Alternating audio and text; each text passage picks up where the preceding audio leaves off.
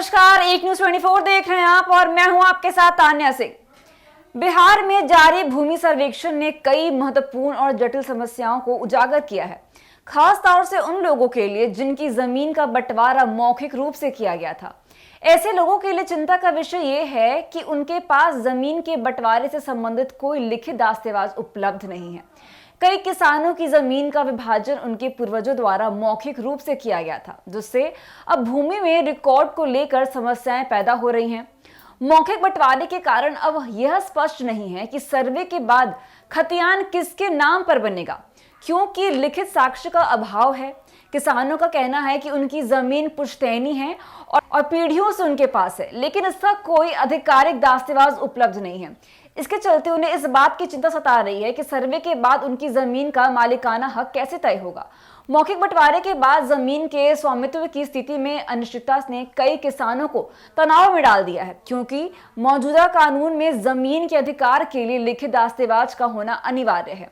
आवासीय भूमि के मामले में स्थिति और अधिक जटिल हो गई है। कई स्थानों पर आवासीय भूमि पर नए मकान बनाए जा चुके हैं, लेकिन पुराने खतियान रिकॉर्ड में इस जानकारी का कोई उल्लेख नहीं है। ऐसे मामलों में प्रत्येक व्यक्ति अपनी जमीन पर दावे कर रहा है, जिससे विवाद की स्थिति उत्पन्न हो रही है। पुराने खतियान के अनुसार भूमि के हिस्से तय नहीं हो पा रहे हैं और अलग अलग परिवार एक ही भूमि पर अपना अधिकार जता रहे हैं। इससे समस्या और गंभीर हो गई है, क्योंकि यह स्पष्ट नहीं हो पा रहा है कि किसके पास कितनी भूमि है। अंजल अमीनों के अनुसार जिन किसानों की जमीन का बंटवारा मौखिक रूप से हुआ था, उनके लिए संयुक्त खतियान बनाया जाएगा। इसके लिए संबंधित व्यक्तियों को सब घोषणा पत्र, जमाबंदी की फोटोकॉपी और खतियान की कॉपी जैसे दस्तावेज जमा करने होंगे। इस प्रक्रिया के तहत यदि किसी के पास अदला बदली की गई जमीन है तो इसके लिए रजिस्टर्ड दस्तावेज का होना अनिवार्य है। अगर रजिस्टर्ड दस्तावेज नहीं है तो जमीन का खतियान उनके मूल मालिक के नाम पर ही बनेगा। सर्वे के दौरान किसानों को कई अन्य समस्याओं का भी सामना करना पड़ रहा है।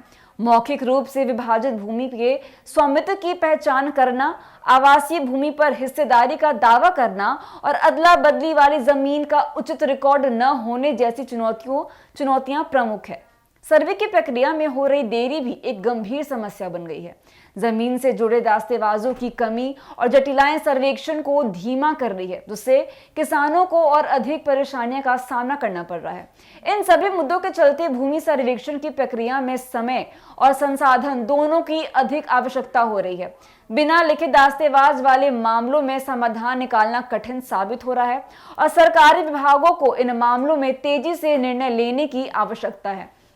आपको बता दें कि कुल मिलाकर भूमि सर्वेक्षण ने राज्य में भूमि स्वामित्व से संबंधित कई नए सवाल खड़े कर दिए हैं, जिनका उत्तर ढूंढने के लिए एक सुव्यवस्थित और पारदर्शी प्रक्रिया की आवश्यकता है।